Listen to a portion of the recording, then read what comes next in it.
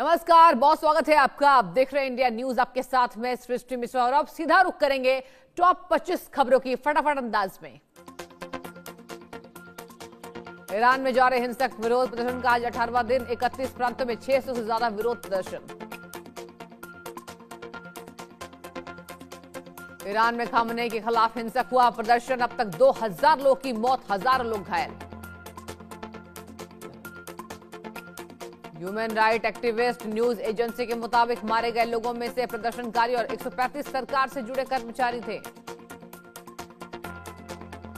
Iran से जुड़े मामलों को कवर करने वाली ब्रिटिश वेबसाइट ईरान इंटरनेशनल का दावा, ईरान में बीते 17 दिनों में 12,000 प्रदर्शनकारियों की हत्या कर दी गई। रिपोर्ट में दावा किया गया ज्यादातर हत्याएं revolutionary guards of buses force ने मारकर की। ये सब सुप्रीम लीडर अली खामनेई के आदेश पर हुआ। ब्रिटिश वेबसाइट ईरान इंटरनेशनल का दावा, अधिकतर हत्याएं 8 और 9 जनवरी की रात को हुई हैं। सरकार इंटरनेट को ठप कर अपने अपराध दुनिया से छिपा रही। ईरान की तस्नीम न्यूज एजेंसी के मुताबिक विरोध प्रदर्शन में मारे गए लोगों और सुरक्षा कर्मियों का अंतिम संस्कार तेहरान यूनिवर्सिटी में किया जाएगा।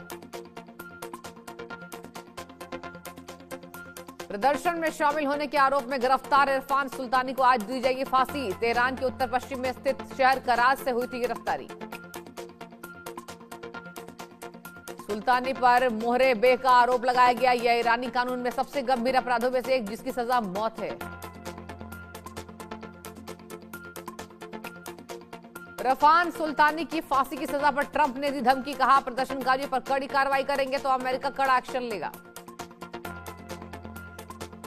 ट्रंप ने ईरान में प्रदर्शन कर रहे लोगों को सलाह दी। ट्रूथ सोशल पर लिखा, सरकारी संस्थाओं को प्रदर्शनकारी अपने कब्जे में ले ले, मदद रास्ते में है। राष्ट्रपति ट्रंप ने कहा, जो लोग प्रदर्शनकारियों की हत्या कर रहे हैं उसके नाम नोट कर लो, उसे इसकी भारी कीमत चुकानी पड़ेगी। और अमेरिका में ग्रीनलैंड पर कब्जे का बिल पेश। 91वां राज्य बनाने का अधिकार मिलेगा। ग्रीनलैंड 300 सालों से डेनमार्क का हिस्सा। अमेरिका और ईरान के बीच बढ़ते तनाव पर कतर की बड़ी चेतावनी। कहा, अगर सैन्य टकराव बढ़ा तो इसके नतीजे पूरे मध्य पूर्व के लिए विनाशकारी होंगे। कतर के विदेश मंत्रालय के प्रवक्ता माजिद अल अंसारी बोले, इसलिए हमारी कोशिश है कि युद्ध को हर हाल में टाला जाए, संकट का हल कूटनीति से निकाला जाए।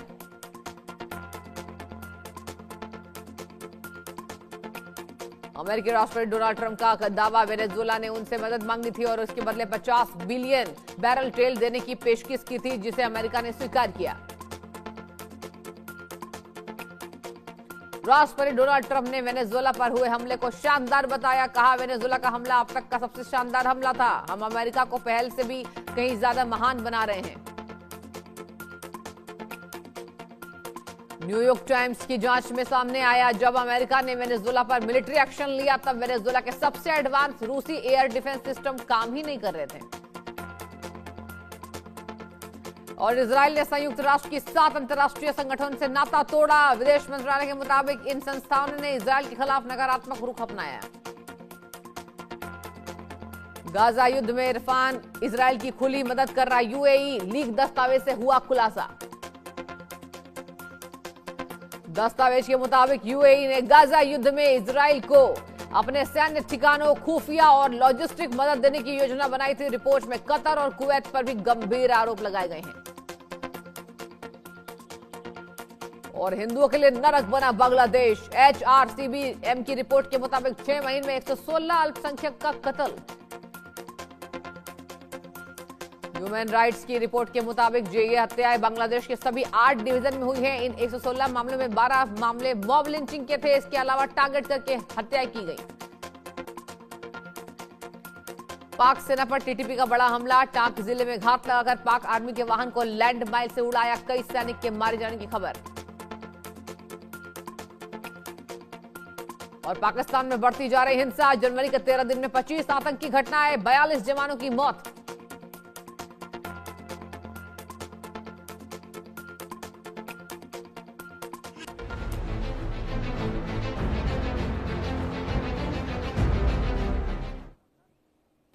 और चलिए आज बात